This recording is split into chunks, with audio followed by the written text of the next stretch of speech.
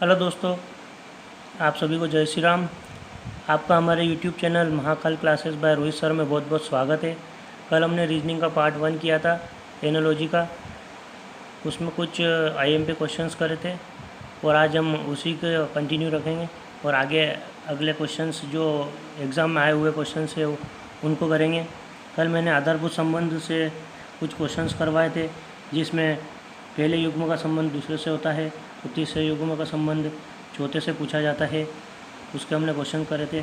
आज हम विकसित संबंध के कुछ क्वेश्चन करेंगे, जिसमें फर्स्ट युग्म का संबंध थर्ड से होता है और सेकेंड युग्म का संबंध फोर्थ से पूछा जाता है। इस प्रकार के कुछ क्वेश्चंस आएंगे। इसमें हमने कुछ आधारभूत संबंध के कुछ क्वेश्चन है। ये देखिए, इसमें केन्या का संबंध नैरोबी से है तो केन्या की राजधानी नैरोबी है तो श्रीलंका की राजधानी क्या होगी। इस क्वेश्चन में ये पूछा गया है, राजधानी पूछी गई है कि केन्या की राजधानी अगर नैरोबी है तो श्रीलंका की राजधानी क्या होगी। तो इस क्वेश्चन ऑप्शन में आप देखिए, अगर आपको पता है तो आप लगा दीजिए। श्रीलंका की राजधानी क्या होती है? कोलंबो। ठीक है, तो इस क्वेश्चन का हमारा ये आंसर है, कोलंबो हमारा आंसर होगा। ऐसा ही एक और क्वेश्चन है, ग्रीस की राजधानी एथेंस होती है तो अर्जेंटीना की राजधानी क्या होगी? अगरतला होगी, आयरलैंड होगी, ब्यूनस आयर्स होगी या फिर नॉन ऑफ दिस, इनमें से कोई नहीं। तो अर्जेंटीना की जो राजधानी है ब्यूनस आयर्स होती है, ठीक है। अगला क्वेश्चन हम करते हैं।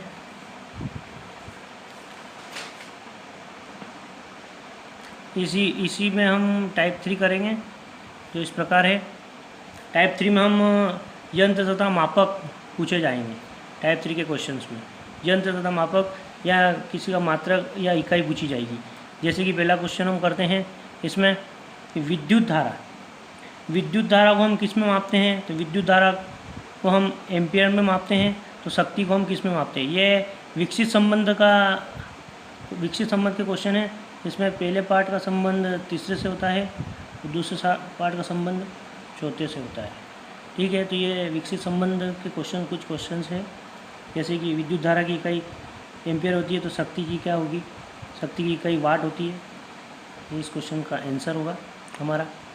इसी प्रकार से दूसरा क्वेश्चन देख लेते हैं। ऊर्जा किसकी इकाई है? ऊर्जा की इकाई जूल होती है तो बल की इकाई क्या होगी?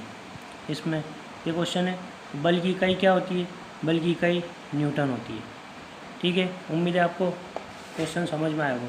वैसे ये जो क्वेश्चन जो है, ये जो मैं करवा रहा हूँ क्वेश्चन, ये एग्ज़ाम पॉइंट ऑफ व्यू से बहुत ही इंपॉर्टेंट क्वेश्चन है, क्योंकि हर एग्ज़ाम में पूछे जाते हैं और ये जीके में भी इन क्वेश्चंस को पूछते हैं। लेकिन ये अब एनोलॉजी में, रीजनिंग में भी इस प्रकार से क्वेश्चन बना दिए गए हैं, जो बहुत ही आईएमपी है। अगला टाइप देखते हैं, इसमें क्या आता है। अगला टाइप में समानार्थी शब्द पूछते हैं। अगले टाइप में समानार्थी शब्द का मतलब क्या होता है? उसी के समान एक और शब्द होता है। जैसे क्वेश्चन करते हैं, क्वेश्चन करेंगे, जल्दी समझ में आएगा आपको। जुलाहा शब्द का मतलब क्या होता है?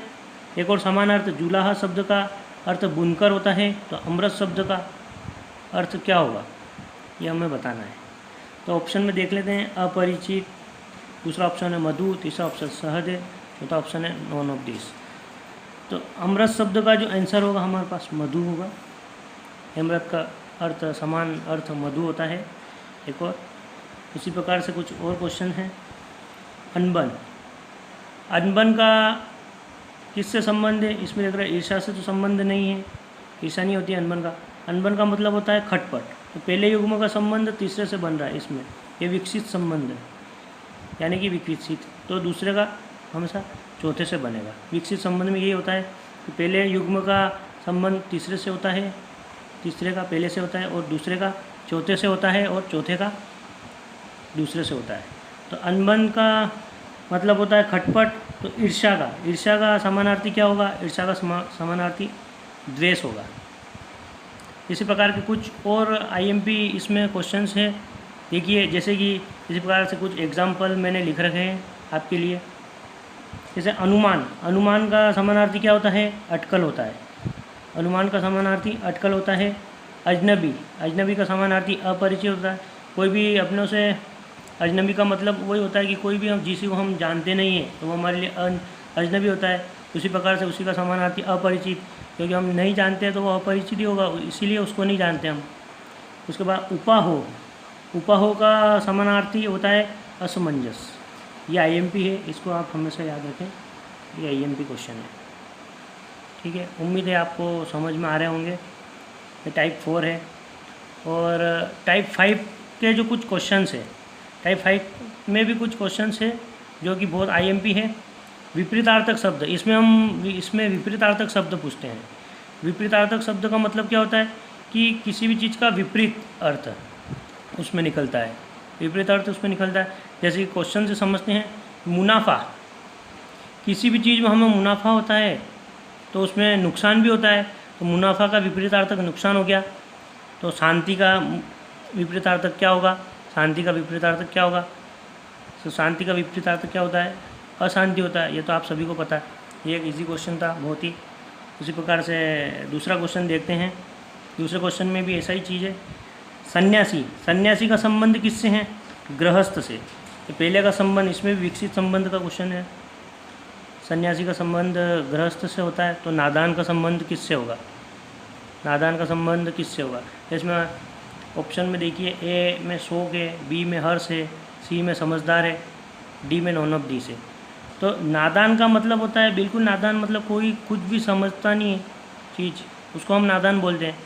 तो नादान का विपरीतार्थक क्या होगा, समझदार, जिसको सब सारी चीज़ समझ आती है वो समझदार। जैसे कि आप समझदार है, वीडियो में जो क्वेश्चन बता रहा हूँ मैं वो आपको समझ आ रहे हैं, तो आप तो नादान नहीं हैं, आपको सब सारे क्वेश्चन समझ में आ रहे हैं। उसे कुछ एग्जाम्पल जो मैंने लिख रखे हैं, उम्मीद है आपको समझ में आए होंगे क्वेश्चंस। जैसे सार्थक का विपरीतार्थक निरर्थक होता है, हार का विपरीतार्थक जीत होता है, नुकसान का मुनाफा होता है, ये मैंने आपको बता ही दिया है। इसके बाद ये कुछ आईएमपी क्वेश्चंस हैं, ये मात्रक है जो मैंने आपको टाइप 3 में बताए थे। यहाँ पे टाइप 3 में ये कुछ आईएमपी क्वेश्चंस है जो एग्ज़ाम में आए हुए क्वेश्चन मात्रक हैं, किसी न किसी एग्ज़ाम में आए हुए हैं। ये उसके एग्जाम्पल कुछ देख लेते हैं। जैसे कि समय, समय का मात्रक क्या होता है, सेकेंड। समय का मात्रक सेकेंड, समय को हम सेकेंड में नापते हैं, तो समय का मात्रक क्या होता है, सेकेंड। जैसे उसी प्रकार से कार्य का जूल होता है, कार्य की इकाई जूल होती है। आयतन की इकाई लीटर होती है, आयतन को लीटर में मापा जाता है। दाब, दाब की इकाई क्या होती है, पास्कल होती है, ये आईएमपी है। और प्रतिरोध, प्रतिरोध का संबंध किससे होता है, प्रतिरोध की इकाई क्या होती है, ओम होती है। ओमसला जिसको बोलते हैं, ओमसला आपने पढ़ी होगी आपके एग्ज़ाम में। इसको ओमसला का मतलब होता है voltage equal to current into resistance. इसका ये फार्मूला होता है V=IR। ये भी बहुत आईएमपी को है, ये डायरेक्टली एग्ज़ाम में पूछ लिया जाता है, तो आपको ये चीज़ पता होना चाहिए। तो दोस्तों आज हमने कुछ रीजनिंग के क्वेश्चंस करे हैं जो बहुत आईएमपी क्वेश्चंस थे। इसी प्रकार से और भी क्वेश्चंस देखने के लिए हमारे YouTube चैनल से जुड़े रहिए और हमारे चैनल को लाइक करें, सब्सक्राइब करें और शेयर करें।